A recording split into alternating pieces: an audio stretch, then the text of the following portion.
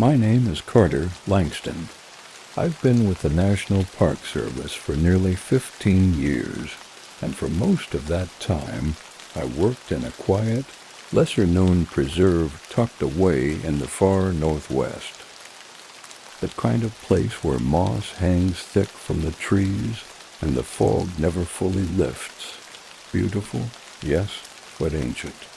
The forest out there feels older than time, and sometimes it feels like it remembers things you'd rather it forget. He had a voice like gravel and a habit of going quiet whenever something didn't sit right with him. The kind of man who never spooked easily. Until he did. It began with a missing hiker named Nolan Harbor. He was experienced, solo, and had told the ranger station he'd be camping along the Green Ridge Trail, a path rarely traveled, even in the peak season. 3 days later, his girlfriend came in, panicked. He hadn't returned, so I was dispatched. The Green Ridge Trail is steep, isolated, and swallowed by towering firs that blot out the sky. I'd hiked it dozens of times, but that day felt wrong. I can't explain it. The trees seemed closer. The wind didn't move. Even the usual background chorus of birds and insects was gone. An hour in, I found a red jacket hanging from a branch. Brand new, still clean, but soaked in dew like it had been out all night. No footprints, no drag marks, no blood. Just there. I radioed it in. Miles sounded concerned, told me to keep going, but stay sharp. Half an hour later, I found the backpack half-zipped and dumped like it was tossed in a hurry. Inside was Nolan's ID, a few granola bars, and a water bottle that hadn't even been opened. That's when I noticed the silence had deepened. I couldn't even hear my own footsteps over the hush of the woods. It was like the whole forest was holding its breath. Then I saw her. A woman, collapsed on the ground, maybe 50 yards off trail, torn up clothes, blood on her leg, barely breathing. She wasn't supposed to be there. I called Miles. He told me to stay put and wait for medics. But while I waited, she came to for just a few seconds. Her lips trembled. "Don't let it get me," she whispered. Then she passed out again. That single sentence changed everything. Medics came, airlifted her out. I should have left then. But I couldn't not with Nolan still out there, so I pressed on alone. The sun dipped lower. Shadows stretched long between the trees. And then I saw it, not Nolan, not a bear. A figure tall, almost grotesquely tall, and thin in the way that bones look under too tight skin. It was standing in the trees, unmoving, pale like ash under moonlight. Its eyes, God, those eyes were pits. No light, no reflection, just void. I raised my flashlight. The thing hissed an unearthly rasp and slid back into the forest like a snake. I ran back to the station, breath burning in my lungs. Miles was waiting for me. Took one look at me and knew I'd seen something. I told him everything. He didn't call me crazy. He just grabbed his rifle and said, "We go back first, Light." We did. Together, what we found weren't bare tracks. They were something else, human-shaped, but long, wrong, as if the bones inside didn't know where to sit. They led us to a cave, moss-covered, almost hidden. The tracks vanished into it. We followed, The air inside was wet and metallic. We moved slow, careful. Then we heard it shuffling, breathing. We turned the corner and saw it. The pale thing crouched over someone. Nolan. He was still alive, just barely sprawled beneath that thing. It looked up, eyes like pits. And in that moment I felt it in my bones. This wasn't just some creature. It was ancient. And it hated us. Miles fired. The shot echoed like thunder. The creature shrieked and backed into the dark. We grabbed Nolan and ran, but it followed. Always just behind. We could hear it, breathing, dragging its limbs over the stone. At the mouth of the cave, it lunged one last time. Miles shot it again, point blank. The thing screeched and collapsed into the dirt. We didn't wait to see if it stayed down. We made it back to the station, barely. Nolan was airlifted to the hospital. He survived, but he doesn't speak. Not anymore. The cave? Emptied when authorities came. Not a sign of the thing. Not even blood. We call it the Pale Watcher now. A name spoken in hushed tones when the fog rolls in too heavy or the trees go too quiet. They closed the Green Ridge Trail, quietly. No official announcement.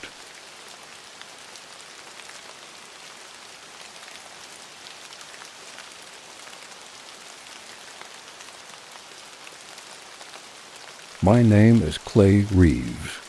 In the summer of 2019, I took a seasonal gig as a fire lookout in a remote section of the Bitterroot Range in western Montana.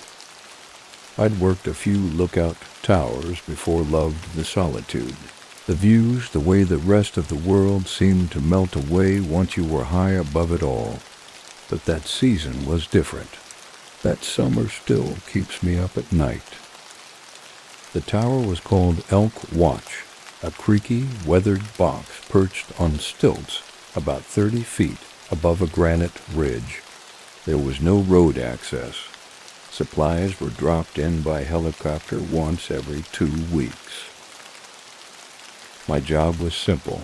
Scan for smoke, report weather, stay sharp. I had a shortwave radio, a solar battery, and a logbook. That was it. No cell service, no internet. Just me, the trees, and the silence. At first, it was everything I'd hoped for. The days were long and golden. Nights were quiet, filled with the sound of wind through the pines and the occasional distant cry of a mountain lion. The isolation didn't bother me. If anything, it felt like freedom. That changed around the 3rd week. Then came the voices. Faint at first, like a conversation carried on the breeze.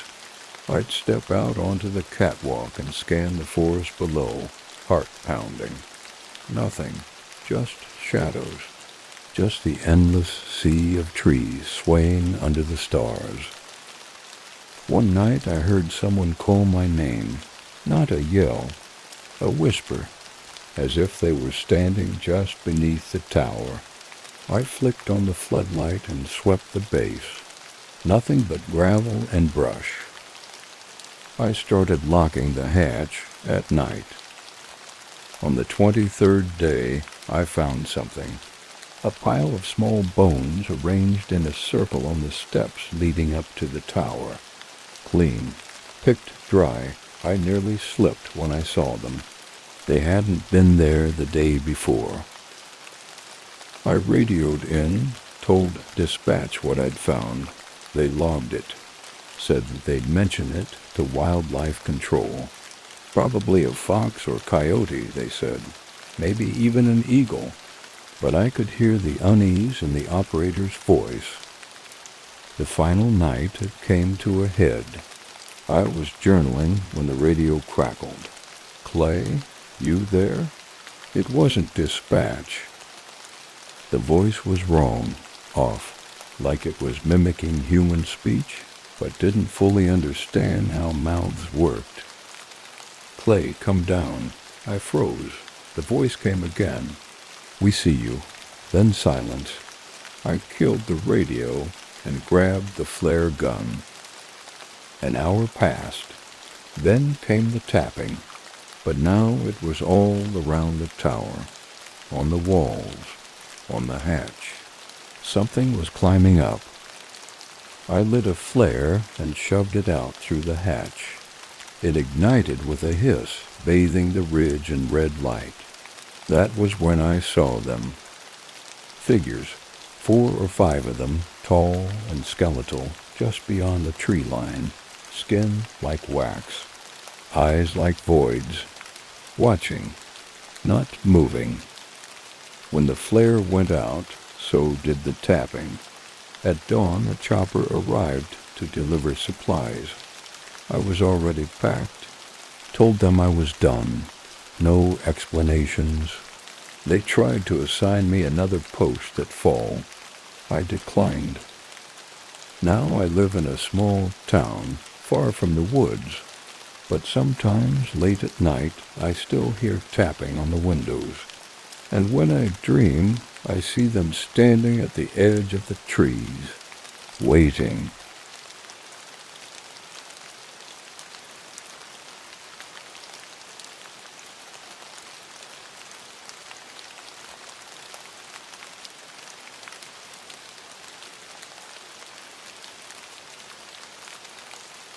My name is Wyatt Colton. Back in 2015, I took a seasonal ranger position in the Cascade Mountains of Washington. It was a temporary job meant to buy me some time after a rough patch in my life: divorce, debt, the usual unraveling. I thought a few months alone in a fire lookout tower surrounded by mountains and trees would help me find peace. I didn't find peace. I found something else. Something that still follows me in dreams. The fire tower was called Mason Ridge. Old structure, wood and steel bolted together in the 1960s, perched above a stretch of dense pine forest so remote hikers needed permits just to get near it. No road access, just a 6-mile trail, winding and steep. Supply drops came weekly by a TV or pack mule. I had a radio, a weather gauge, a field journal, and a pair of binoculars. That was about it. And I loved it. At first, there was something spiritual about being alone up there, 80 feet in the air, surrounded by nothing but fog and the soft hush of wind moving through the trees. Mornings were golden. Nights were freezing. But it was quiet, the kind of quiet that settles deep into your bones. The first time I noticed something was off, it was subtle. I logged it in the journal even. October 7th, fog rolled in thick. Heard a voice. Thought it was the wind. That night I couldn't sleep. Something about the fog felt wrong, too still, too heavy. I stood at the window for hours, watching the dark treetops vanish into the gray. Just before dawn, I saw movement far below, where the trail ends near a broken wooden bridge. Someone standing, not walking, just standing there. I grabbed the binoculars, but the fog swallowed them before I could focus. By morning, there were no footprints, no signs of anyone. I radioed it in. Dispatch told me I was probably seeing remnants of an old trail marker. Told me not to worry, so I didn't. Not until 3 nights later. It was just after 2 a.m. wind had died. Crickets had gone silent. I was half asleep when I heard a single knock at the base of the tower. Knock, pause, knock. Like someone tapping on the metal support beams. I thought it might be a bear, maybe an animal nosing around the food locker. I grabbed my flashlight, climbed halfway down the ladder, and shined it into the forest. Nothing, not a damn thing, until I looked down. There, at the very bottom of the ladder, was a hand. Just a hand long, pale fingers wrapped around the lowest rung. No face, no body, just fingers curling where they shouldn't be. I scrambled back up the tower so fast I almost fell, slammed the hatch shut and locked it. I didn't sleep that night. Didn't radio it in either. How the hell do you explain that? The next day I did a full sweep of the area. No tracks, no claw marks, nothing disturbed. It was as if whatever had touched the ladder hadn't actually existed. I told myself it was stress, isolation, the mind playing tricks. That worked until the knocking came back. It happened every night for a week, always around 2 a.m., always the same rhythm. Knock, pause, ... knock. I tried yelling, tried shining spotlights, tried ignoring it. Nothing changed. And then, one night, it climbed. I just settled into my cot, trying to drown the knocking out with my headphones, when I heard something scrape against the metal rungs of the ladder. It wasn't climbing fast. It was slow, deliberate, like it wanted me to hear. I stood there frozen, my flashlight in hand, heart racing as I stared at the hatch. And then, I kid you not, it tapped from underneath the trapdoor. Not knocked, tapped, a rhythm, like fingers drumming gently on the wood. I backed away, pointing my flashlight at the door, knowing it wouldn't do a damn thing if that hatch started to open. But it didn't. Instead, I heard it whisper, "My name, my name." I don't remember falling asleep. I think I passed out. When I woke up, the sun was shining, and the forest looked like paradise again. I knew I had to leave. I packed that day, radioed dispatch, told them I was sick, something with my stomach. They said they'd send a replacement ranger up in 2 days. I said I'd wait, but I didn't. That night I barricaded the hatch with everything I had: chair, gear chest, even my cot. I sat with my back against the wall, rifle in hand, flashlight in the other, and waited. At 2:13 a.m., the knocking started. But this time it wasn't just the hatch. It was the walls, the windows, the beams.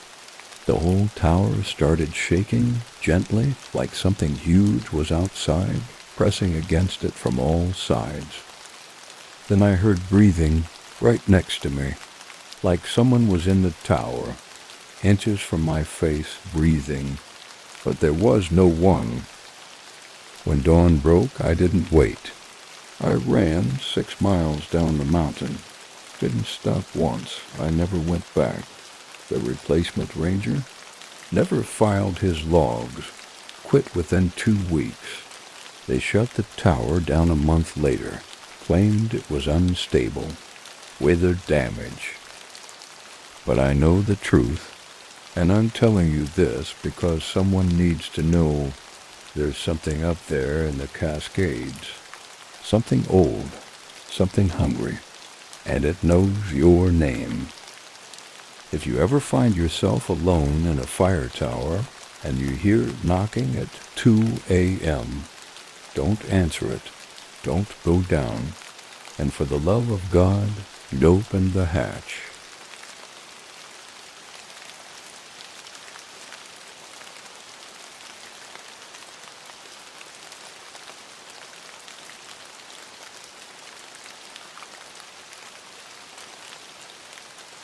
My name is Cole Barrett. I've been a park ranger in Glacier National Park for a little over 11 years. I've seen all manner of strange things out here, wildlife doing things it shouldn't, hikers acting out, even the occasional hoax from college kids with too much time and weed. But nothing I've witnessed, not in a decade of work, not during my 4 years in the military before that, has ever come close to what I encountered last October up on Summit Ridge. This story isn't official. You won't find it in my reports. You won't see it logged in any database. The Park Service doesn't want stories like this getting out. But I think people should know, because the wilderness isn't empty, not really. There are things out there, and some of them are still watching. Summit Ridge is one of those areas tucked deep into the northeastern section of the park, technically open to the public, but so remote most tourists never make it past the first trailhead. It's dense forest up there, thick with cedar and spruce, steep switchbacks, and silence so absolute it presses against your eardrums. We only check that area a few times a year, usually when winter's creeping in, and we need to confirm all the old fire towers and cabins are locked up and safe from snow collapse. This time I was assigned to do it solo. It was October 19th. The sky was overcast, the wind sharp with the bite of early snow. I started at trail marker 48 and began the long hike toward the old Summit Ridge Fire Tower, an hour and a half uphill through dense terrain. I had my radio, my GPS, a .357 sidearm, and a bear spray canister strapped to my chest, the usual kit. Nothing too dramatic. The first half of the hike was uneventful. There was some recent bear scat on the trail, but it was old days at least. I kept moving. Around 2 p.m. I reached the fire tower, still standing, surprisingly. No graffiti, no busted locks. I checked the interior and swept the surrounding area for signs of campers. Nothing, not even footprints. Then I heard it, a low, throaty moan, like someone calling out but with no words behind it. It echoed faintly from the tree line to the west. My first instinct was to call it in, but my radio buzzed with static. No response. I checked my GPS, still functioning, still in the zone. I figured maybe I'd picked up a distress call from a lost hiker. Happens more than you'd think. I followed the sound. It led me deeper off-trail, down into a narrow ravine, where the trees grew so close together you had to angle your shoulders to pass through. It was darker down there, colder too, and that moaning sound, it kept repeating like it was looping. Same tone, same length, same breath pattern. That's when the unease started to build. I stopped and listened. I didn't hear birds anymore. No squirrels, no rustling in the brush. Just sound. I drew my sidearm, called out, "Hello, Ranger Barrett. If you're injured, call back." No reply, just another long, trembling moan. I pressed forward another 200 feet, and that's when I found the campsite. It was makeshift, clearly built in a hurry. A small fire pit still smoldering. 2 backpacks. 1 tent collapsed. Blood smeared across the nylon flap. I circled the site carefully. The ground was torn up in strange, uneven patterns, deep gouges in the earth that didn't match any animal I knew. Claw marks, but not like a bear. Too narrow. Too long. Then I saw the phone. It was half buried beneath some pine needles, screen cracked, but still glowing. When I picked it up, it immediately launched a video from the camera roll. Shaky footage late at night. A man's voice whispering, "It's out there. I swear to God it's out there." Followed by rapid breathing, and then a flash of something behind a tree. Pale, tall, gone before the camera could focus. Then a scream, and static. I dropped the phone. That was when the moan came again, this time only 50 feet away. Closer, louder, but now I could hear something behind it. Wet breathing and footsteps, but not in sync. They landed too softly, too slowly, like something crawling upright. I backed up, gun raised. The trees ahead shifted slightly, not from wind, from movement. I aimed. "This is your last warning." Then I saw it. It stepped into the clearing with a sort of jerky grace, like a marionette trying to walk like a man. It was tall, easily 7.5 feet, emaciated, its limbs too long, its joints bent slightly the wrong way. Skin pale and grayish, stretched thin like plastic wrap over bone, and the face, if you could call it that, it had eyes, black and wide, set too far apart. No nose, and a mouth that stretched almost ear to ear, full of thin, needle-like teeth. It opened that mouth, and it screamed, the same exact sound I'd been hearing for an hour. It wasn't a person calling for help. It was this thing mimicking human pain, like bait on a hook. I fired twice. The shots echoed. The creature recoiled, but didn't fall. It shrieked again and vanished into the trees, impossibly fast. I ran. I don't even remember most of it. I sprinted back toward the fire tower, nearly breaking my ankle on a root. I didn't stop, not until I saw the tower looming through the fog. I barricaded myself inside, sat in the corner, gun trained on the door, radio hissing static. Night fell, and then it came back. It didn't try to get in, it just circled the tower for hours, occasionally letting out that same scream. Sometimes it would tap on the walls, lightly, like it was knocking. And once it whispered my name. I don't know how it knew it, but it did. They found me the next morning, still in the tower, dehydrated and shaking. My radio had finally kicked back in around 3:00 a.m., and I managed to send a single message: send backup. Something's out here. They combed the ridge, found the abandoned camp. No bodies, just blood and claw marks. The phone was gone. I was ordered not to speak about it.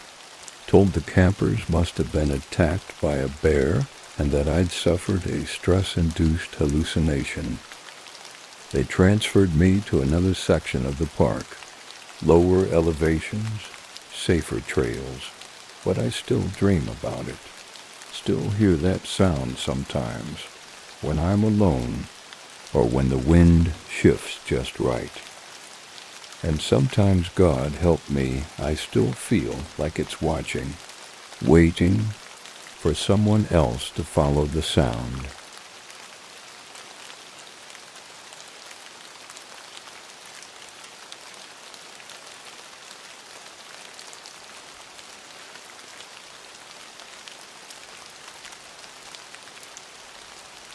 My name is Cole Harper. I've worn the Ranger uniform for almost 20 years, first in Shenandoah, then Olympic, and finally here in the Bitterroot Mountains of western Montana. This place isn't as famous as the others, and that's what drew me to it. Fewer tourists, fewer distractions, and a deeper quiet that settles in your bones if you let it. I transferred here in 2017 after my divorce. I needed space, peace, some kind of restart. The forest has always been where I go to find silence that doesn't ask questions. But some silences are warnings, not comforts. The trail I was assigned to monitor last fall hadn't been maintained in years. Locals call it Deep Line Pass, though you won't find it on any official map. It runs about 7 miles along a narrow ridge and then drops into a deep basin surrounded by cliffs and thick old growth. The terrain is rough, overgrown, and about as far from civilization as you can get without crossing the border into Idaho.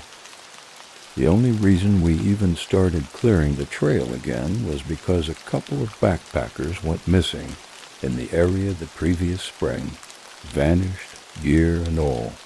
Their last known GPS ping had come from the pass. I was tasked with hiking out there alone, checking for signs of campers, and marking hazard points for future crews. I left just after sunrise on October 4th, 2023. Weather was clear.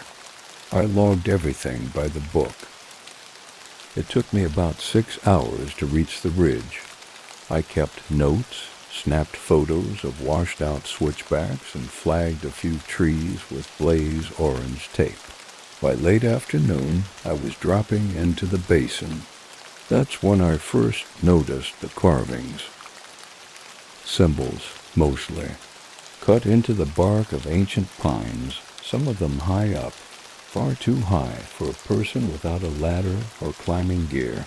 Spirals, interlocked circles, a few that looked almost like eyes or jaws. At first I figured it was the work of old wilderness cult types or some survivalist group. Harmless, if a little creepy, I made camp near a glacial pond nestled against the cliff wall. Water was clean. No signs of animal prints. Just a faint smell of moss and pine and something else I couldn't quite place, something metallic and stale, like blood in a rusted pipe. I lit a fire, ate, logged my notes. And then, just after sunset, the forest went still. You have to understand, these woods are never silent. Not completely. Even on windless nights, there's always the trickle of water, the distant calls of owls, the rustle of small animals. But that night, nothing. Not even the sound of my own breath felt real. Like I'd stepped into a photograph of the world instead of the world itself. Then I saw the first figure. Across the pond, near the edge of the tree line, something was standing between 2 narrow birch trunks. It was tall, gaunt, too long in the limbs. It didn't move, didn't sway, just watched. I couldn't make out a face, just a pale, narrow shape, still as death. I reached for my flashlight, and as soon as I clicked it on, it was gone. No sound, no motion, just gone. I told myself I imagined it. I'd been alone too long. Stress, fatigue, but I didn't sleep that night. Around 2 a.m., I heard movement behind the tent. Soft footfalls, careful, deliberate. I waited, holding my breath, hand on my sidearm. Then something whispered, right beside the tent wall. A voice, but not in any language I recognized. Low and guttural, like wet gravel being ground between teeth. I flung the tent open, flashlight in hand. Nothing, but the trees around the pond had changed. There were more of them, closer. Bent in ways I know they hadn't been hours earlier. I didn't sleep, just sat with my back against the tree, pistol in my lap, until the first gray light of morning crept through the canopy. At sunrise, I started hiking back. Fast, I skipped rest stops. Didn't check my trail markers. I just wanted out of that basin. About halfway up the ridge, I came across something I hadn't seen on the way down. A cairn. Stones stacked nearly to my chest, perfectly balanced in the middle of the trail. It hadn't been there before. Resting on the top stone was a single boot, a ranger boot. I picked it up. Inside was a toe, human, fresh. I didn't call it in. I should have. But some instinct screamed, don't speak its name. Don't draw attention. Just get out. By dusk, I was almost back to the trailhead when I saw movement up ahead. A man or something shaped like a man standing in the middle of the trail. But the way it stood, shoulders bent backward, arms too long, spine too high, the head tilted at an impossible angle, like it was listening to something behind it. And it had my face. I swear to God, it had my face. Mouth slightly open, eyes cloudy and distant, lips moving in a silent mockery of breath. I froze, couldn't lift my arm, couldn't scream. Then it took a step forward, and I ran. I don't remember the rest of the descent. I just remember the blood pounding in my ears and the sting of branches clawing at my face and arms. When I reached the ranger station, Earl was already there. He saw the state I was in, cut up, shaking, barely able to speak. He didn't ask questions, just put a hand on my shoulder and said, "You went past the line, didn't you?" I nodded. He just sighed. Forrest doesn't forget, Harper, and it doesn't let go easy. We found the incident as a false report, wildlife misidentification, but we quietly pulled all plans to reopen Deep Line Pass. The trail's been struck from the maps. We posted landslide warnings, barriers, anything to keep people out. But I know it's not enough. Last week, a new ranger kid named Mike asked about the trail. Said his GPS picked up something odd near the pond. I told him to stay away, that the land there doesn't want us anymore. He didn't listen. He's been missing for 2 days. I'm writing this now because I think it's my turn to go back, to see if there's still a chance to bring him home. I've packed light. Flashlight, journal, sidearm, and a compass I don't expect to work once I reach the basin. If I don't return, please burn this log. Don't publish it. Don't investigate. Just let it end. Because whatever is out there, it remembers. And it's hungry. Title: The Pale Stalker.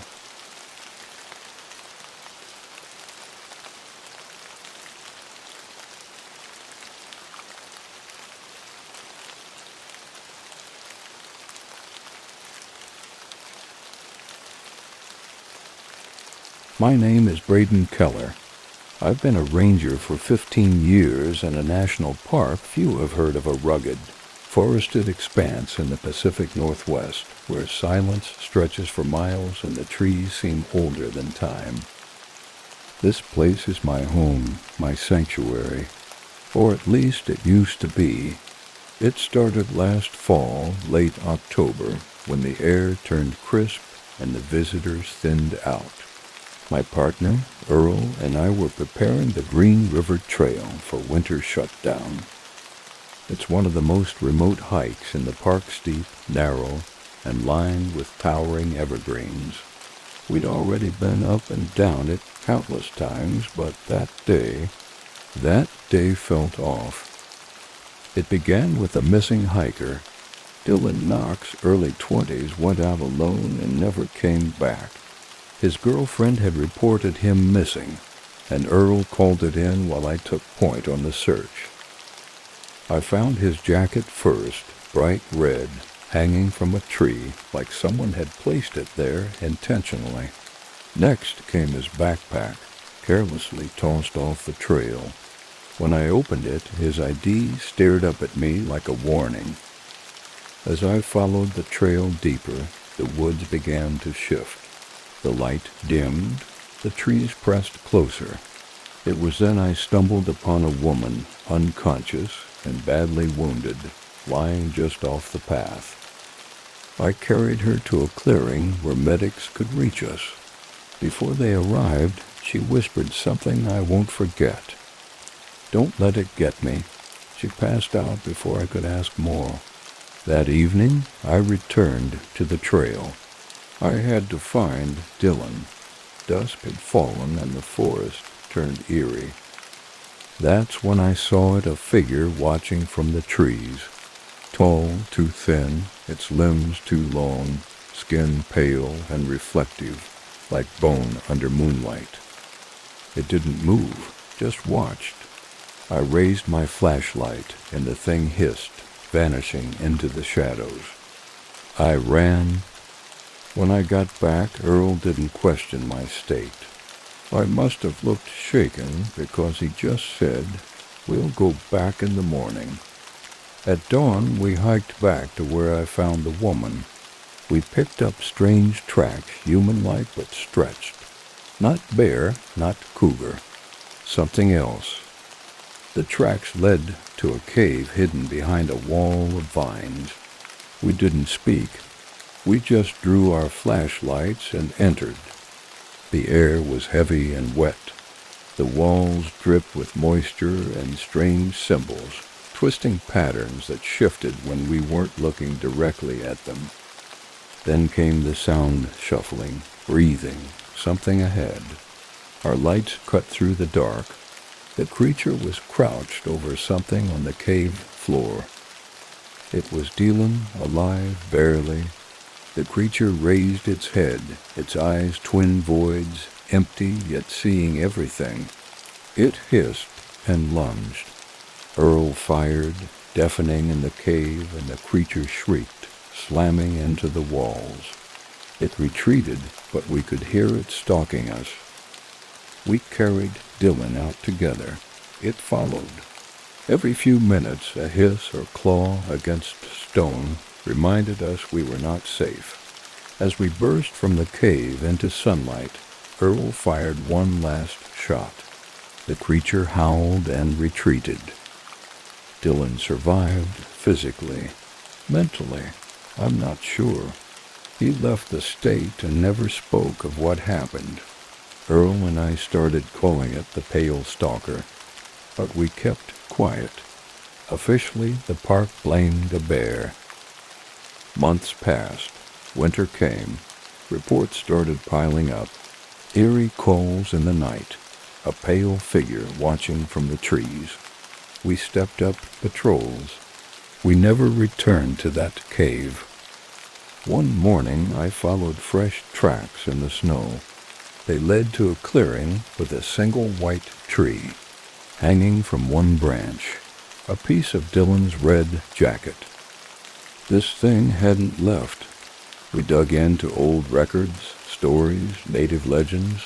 One name kept appearing, the Pale Walker, a creature older than memory, a guardian or a predator. No one agreed. Just that if you heard it, saw it, and survived, you were changed. Spring brought new visitors, more sightings. Then another scream in the woods. I found a woman cornered. The Pale Stalker closing in. I hit it with bear spray. It shrieked and retreated. We escaped. That was the tipping point.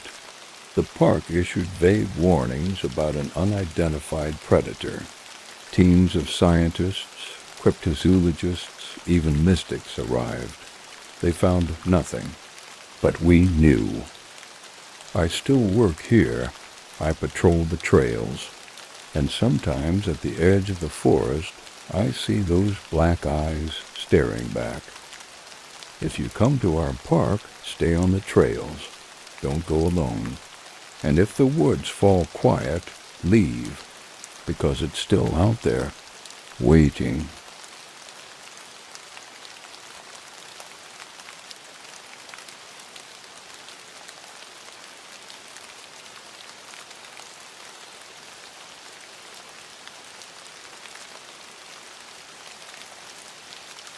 My name is Jacob Riley, and I was a fire lookout stationed at Whisper Pines in the Blue Ridge Mountains during the summer of 2021. I've never told anyone the full story, not the Forest Service, not my family, not even the guy I used to share beers with every other weekend back then. I didn't want to be laughed off as another ranger gone stir-crazy, but what happened up there wasn't a hallucination. It wasn't stress or isolation. It was real, and it's still out there. Whisper Pines is one of the most remote towers in the entire region. It's not open to the public, not even to volunteers. You need clearance to go up there, and once you do, you're expected to be alone for long stretches of time. My rotation was 3 weeks on, 1 week off. You bring your own food, your own books, your own sanity. It's peaceful most of the time, quiet if a little eerie. The tower rises above an ocean of dark green treetops. On clear days you can see for miles, but at night, that place turns into something else entirely. My first 2 weeks were uneventful. Long days of logging weather patterns and scanning the horizon with my binoculars. No lightning strikes, no hikers gone missing. Just me, the trees, and the hum of cicadas. But everything changed on the 15th night. T was around 2:40 a.m. when I woke up to a noise. Not a loud bang or crash, but something subtle. A voice, whispering. At first I thought it was a dream, but then I heard it again, clearer this time. A woman's voice, soft and hushed, like she was standing just below the floorboards of the tower. Help me. I sat up in bed, heart hammering, straining to listen. Nothing. Just the groan of the wind and the distant rustle of branches. I told myself it had to be the breeze playing tricks on me, maybe some birds nesting below. But I didn't sleep again that night. The next morning I checked the area around the tower. No tracks, no signs of animals. The underbrush was undisturbed. But something felt off, like the air was charged, the way it feels before a storm. That night, the whispering came again. This time there were 2 voices. Jacob, one of them said. It was the same soft, feminine voice, but now it knew my name. Then a second voice, deeper, raspier, male. He's listening now. I bolted upright, heart pounding in my chest.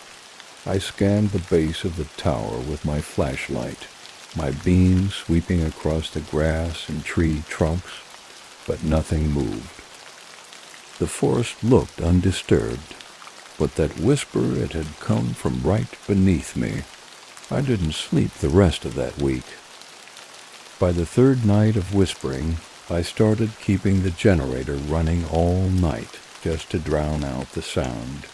But even then, sometimes I could still hear them just beneath the hum of the engine. I kept telling myself it had to be wind in the trees, stress, isolation, but deep down I knew better. I'd been up in towers before. I'd heard all kinds of wildlife. This wasn't that. On day 17, I climbed down and hiked out toward a nearby ridge to clear my head. It was early evening, maybe an hour before dusk. The sun cast long shadows through the forest, painting the mossy ground in deep golds and blacks. That's when I saw the first marker, a tree stripped of its bark in a perfect circle about 4 feet up, with a small pile of white stones stacked neatly at its base. The odd thing? I'd been down this trail a dozen times and never noticed it before. Curious and more than a little creeped out, I followed the markers, one every 50 yards or so. Always the same pattern. Stripped tree, white stones. They led me to a clearing I'd never seen on any map. Dead center was a wide depression in the earth, almost like a sinkhole, but perfectly circular. No water, no debris, just soft black soil, and that same whispering again, like it was seeping up from the ground itself. I turned and left immediately, the hair on my neck standing straight up. That night I woke up to the sound of someone or something climbing the stairs of the tower. Slow, measured, creaking each step with deliberate weight. I grabbed my flashlight and knife and waited by the door. My breath was tight in my chest, heart rattling in my ribs. But when I flung the door open, the stairs were empty. No one was there. But the last few steps were wet, dark prints of something barefoot and human-shaped. The final 3 nights were the worst. I began hearing footsteps outside, sometimes circling the tower, sometimes stopping beneath it for hours at a time. Never walking away, just standing. On the 20th night, I finally snapped. I screamed down into the trees. "Who are you? What do you want?" No response, until I heard it, a single, distant whisper, carried not by the wind, but by something else. "We remember you." I packed my gear that night, even though protocol forbids leaving early without clearance. I radioed in a mechanical failure and hiked out at first light, ignoring every protocol I'd spent years memorizing. They let me go, transferred me to a lowland station near a campground. I haven't been back to Whisper Pines since. A few months later, I got a call from one of the rookies who took over my tower. He lasted 10 days. Said he woke up to whispers. Said he found the white stones. They pulled him out after he carved something into the walls of the lookout with a hunting knife. One sentence. "It lives beneath us."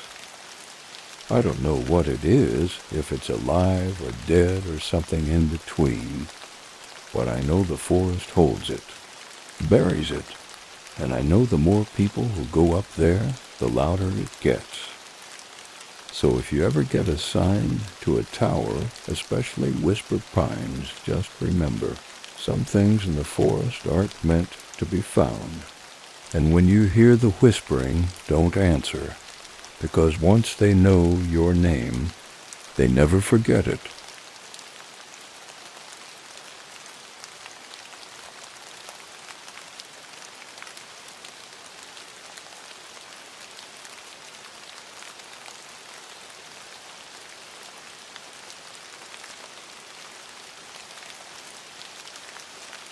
My name's Nathan Reed.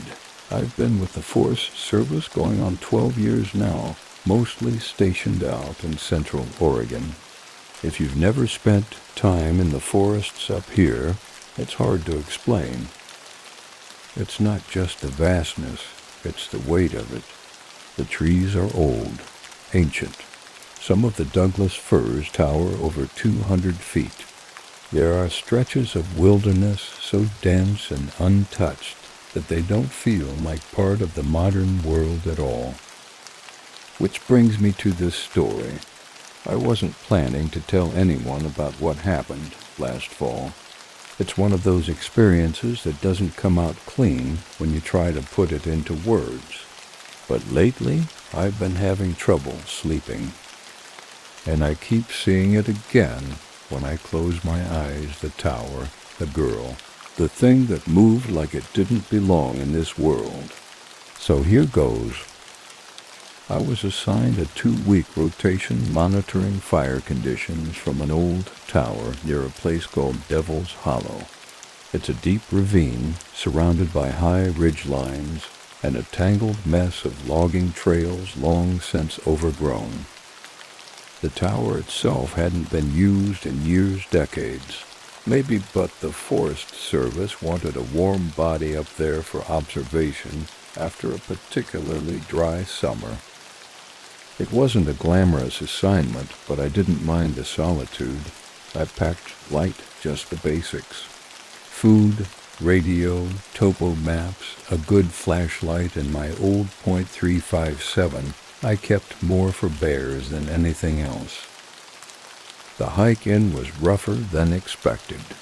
The trail was half swallowed by the undergrowth, and the further I went, the quieter everything seemed to get. You notice that out here. The forest changes when something's wrong. Birds go quiet. Wind dies down. It's like the woods are holding their breath. The fire tower sat on the far side of a ridge, accessed by a narrow wooden stairwell that creaked and swayed with every step. The place was run down but functional. I spent my first day sweeping it out and taking stock of the area with binoculars. The view was incredible acres and acres of dark green hills and fog-choked valleys. The first 2 nights were uneventful. The radio stayed quiet, and the only sounds were the usual one's owls, raccoons, the groan of wood under the wind. I drank instant coffee, and logged observations by the hour. But on the 3rd night, things changed. It was just after 2 a.m. when I woke up. Something had thudded against the base of the tower. Not loud, just enough to jolt me out of sleep. At first I thought it was wind or maybe a branch falling, but then I heard footsteps, slow, deliberate, crunching in the dirt. I sat up, heart pounding, straining to listen. Who the hell would be out here at this hour? The trail wasn't marked. No hikers should have been this deep, and I hadn't seen another person since I left the service road. I grabbed my flashlight and unlatched the hatch door at my feet. Quietly, I lowered the beam down through the slats in the floor. I couldn't see anyone, but I could still hear movement circling the tower now. Then a voice. It was faint, female. Help me. My stomach dropped. It wasn't a scream or a panicked cry. It was flat, hollow, like the voice didn't quite know what the words meant. Help me, please. I called out, asking who was down there. No answer.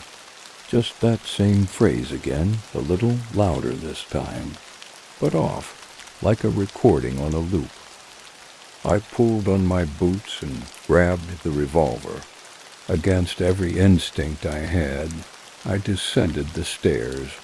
The forest was pitch black, my flashlight barely piercing the mist. I called out again. Nothing. Then I saw her. A young woman, maybe 20 feet into the tree line. Pale skin, long black hair, hanging wet over her face. She was barefoot, wearing what looked like an old flannel nightgown. Just standing there. Ma'am, are you injured? I asked, stepping forward. She didn't move, didn't even blink. Do you need help? That's when she smiled, and then vanished. Not ran, not walked. One blink and she was gone, like the fog swallowed her whole. I didn't sleep the rest of that night. The next morning I radioed in and asked if any campers or lost hikers had been reported in the area. Dispatch said no. No one should have been within 15 miles of my tower. I should have left then, but I didn't. I convinced myself I was tired, that I'd imagined it. Sleep deprivation messes with your head. But the next night, it happened again. This time I heard something climbing the stairs. Not walking, crawling. Slow, scraping fingernails against the wood. I stood over the hatch, gun in hand, heart thudding like a war drum. It stopped just beneath me. I waited. Nothing. Then came a sound I will never forget as long as I live. Tap, tap, tap. Knuckles against the hatch. I backed away, breath ragged, my flashlight trembling in my hand. Slowly, I knelt and flipped open the hatch, revolver raised, empty stairs. But the last 3 steps were wet, like someone had been bleeding. I spent the rest of the night sitting in the far corner of the tower, weapon pointed at the hatch, jumping at every creak. When morning came, I hiked down and checked the stairs. No blood, no prints, just those wet marks now dried and dark. That night I set up a perimeter with my remaining flares. I didn't sleep at all. Around 3 a.m., I saw movement in the trees again. Same woman, same nightgown. Only this time she was smiling wide, her head tilted at a sharp angle like her neck had snapped. Her mouth opened wider than it should have, and she screamed. Except no sound came out. Her body convulsed as if shrieking, but the forest stayed silent. I fired a shot. Not at her into the air. She didn't flinch, just stared. And then she vanished again. That was my last night in Devil's Hollow. When the relief ranger arrived the next day, I didn't even wait for the debrief. I hiked out without looking back. I didn't tell anyone. What was I supposed to say? I took a desk job 2 months later. I still have dreams about the tower, about the hatch creaking open on its own, about those steps in the fog. I wake up sweating, gasping for air. Some nights, I swear, I hear her outside my apartment window. A soft knock. 3 times. Tap, tap, tap. I don't open the blinds anymore. I don't think that place ever let me go.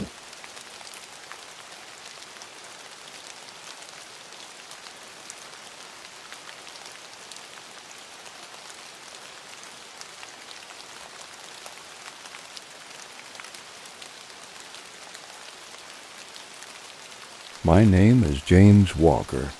I was a ranger in Olympic National Park in September of 2012 when something happened that changed me forever.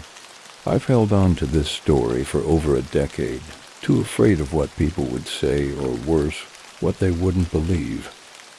But time has a way of loosening fear's grip, and before I leave this world, I want the truth out there. Back then, I had been with the Park Service for 5 years. I loved the job. The solitude, the old-growth forests, the feeling of being completely swallowed by the wilderness. Olympic wasn't like other parks. It had an ancient, almost mythical presence. The deeper you went into the whole rainforest, the more it felt like you'd stepped out of time altogether. I was assigned a trail maintenance routine stuff, just me, a pack, and a map. I hiked out a dozen miles or so into the backcountry and set up camp in a clearing by the river. That first evening was uneventful. I cooked a freeze-dried dinner, read by headlamp for a while, and then turned in for the night. Just after midnight I heard it. At first I thought it was an animal, maybe a deer. But then I heard it again, a wet, choking sob. It sounded human.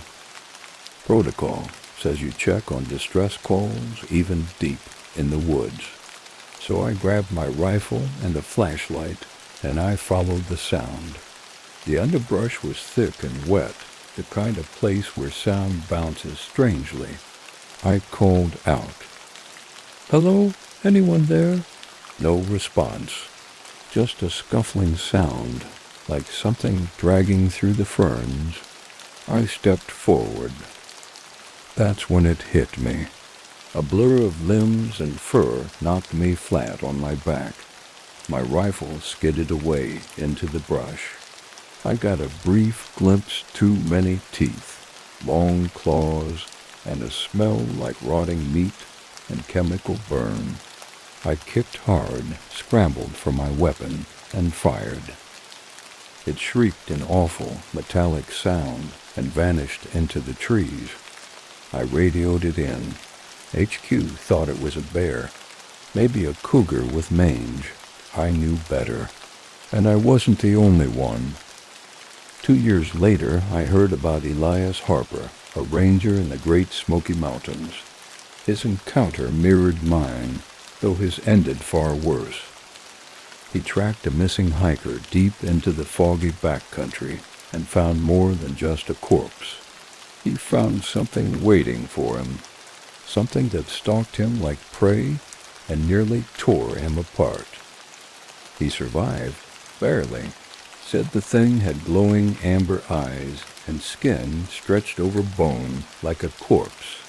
He told me in a hushed voice over beers that it didn't move like an animal. It moved like it had purpose, like it had intelligence. I believed him, because I'd seen those eyes too, years past. I took a desk job in Seattle, hoping to forget. But I couldn't. The nightmares stayed. Sometimes I swear I still hear that screech, just beneath the city noise. Then, in 2016, another ranger reached out. Ronald Hall, Yellowstone. His story chilled me to the bone. He'd worked there for years, knew every inch of that place. But that fall, something changed. Hikers went missing. Tracks appeared in places that should have been inaccessible, and the smell of sweet rot and decay followed him like a shadow. He found a body, torn to pieces, gnawed in ways that made no sense. Not a bear, not any animal he'd ever seen. And then the feds showed up, black SUVs, unmarked uniforms.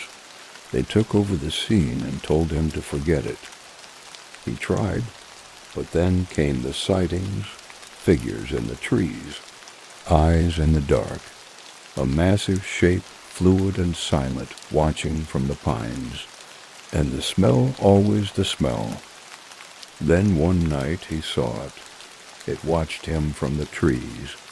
Too tall, too thin. It moved like water through shadow.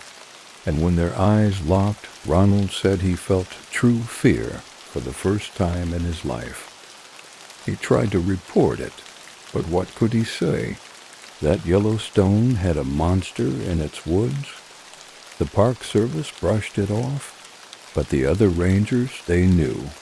Jenna, his partner, started sleeping with a loaded shotgun next to her cot. Others stopped patrolling alone. And the sightings kept coming. Back in Olympic, I started connecting the dots. Stories whispered over beers and under low campfires. Rangers in Maine, Colorado, California. All with the same story. Same creature, same smell. Same eyes. We call it different things. The skin's nature. The hollow man. But it's all the same thing. Something ancient. Something hungry. Something that waits in the deep woods. It doesn't always kill. Sometimes it just watches, follows, moves your gear when you aren't looking, leaves things, takes things. It's toying with you, testing you. Elias told me once, it doesn't just live in the forest, it is the forest. It moves with it, hides inside it. I'm telling this now because I'm done being afraid. Because someday someone else will find themselves deep in the woods, alone, hearing that choking sob just beyond the trees. So here's my warning. If you're hiking in the back country and the forest suddenly goes quiet, leave. If you smell something sweet and rotten, turn back. And if you see glowing yellow eyes in the dark, run. Don't look back, because it's watching, and it remembers the ones who escaped.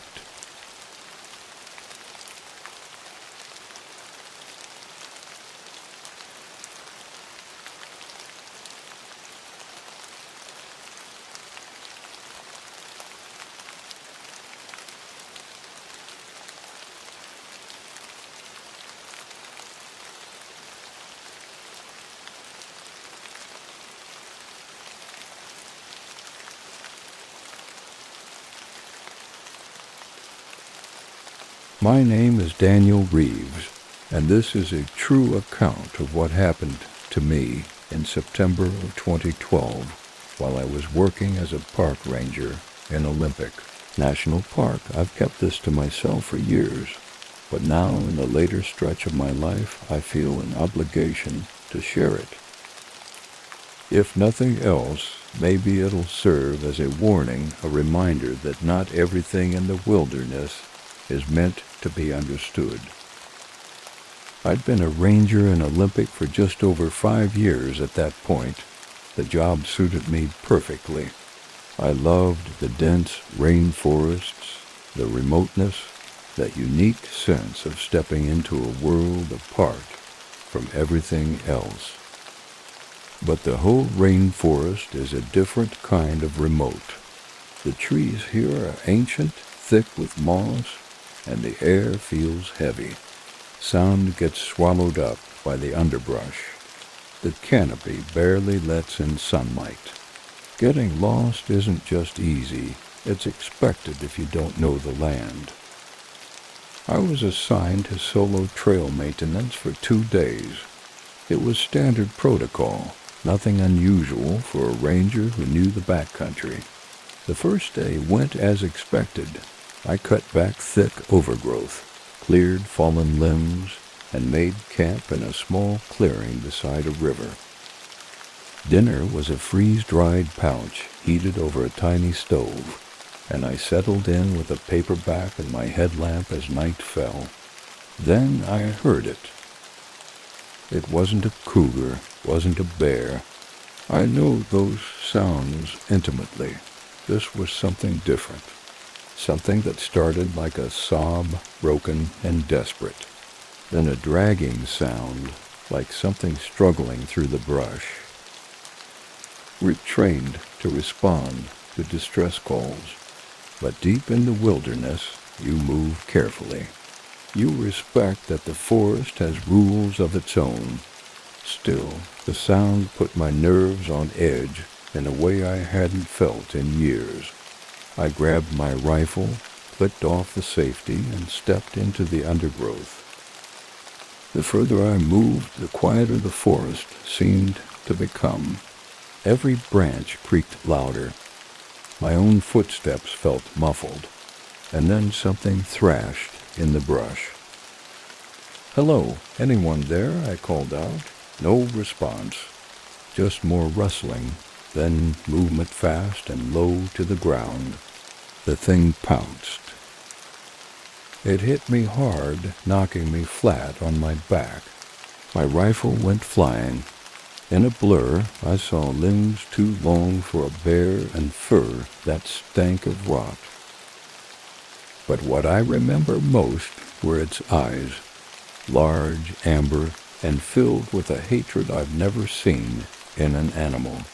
It screamed a noise that made the hairs on my neck rise and lunged for my throat.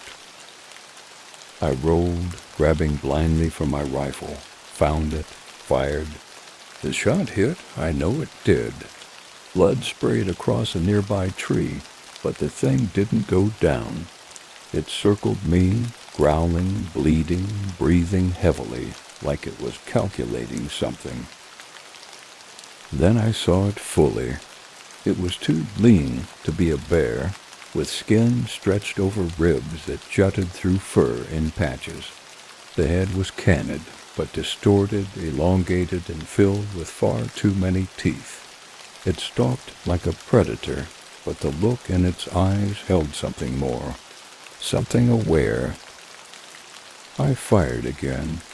This time it flinched and retreated into the trees. vanished in seconds, I didn't sleep that night.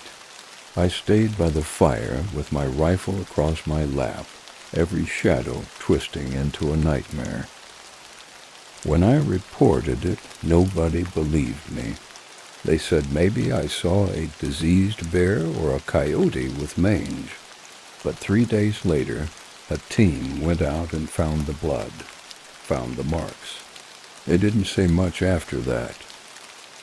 I transferred soon after, moved to a desk job in Seattle. I haven't set foot in a forest alone since. But sometimes late at night I still hear that screech faint, but sharp enough to raise goosebumps. Sometimes I see those amber eyes outside my apartment window. And I know I wasn't hallucinating. I know that thing is still out there. In the years since, I've met others with similar stories. Another ranger, Thomas Eller, from the Smokies. His encounter happened in 2016, and though the details were different, the fear in his voice when he told it matched mine exactly. We talked once, over a grainy phone call. He mentioned yellow eyes, elongated limbs, intelligence that felt unnatural. That same rot smell. I know what I saw, and so does Thomas. So if you find yourself deep in the backcountry, and the forest goes still too still, and a terrible smell rolls in with the mist, don't look for what made it. Just run, because the forest doesn't want you to see it. And if you do, it might not let you leave.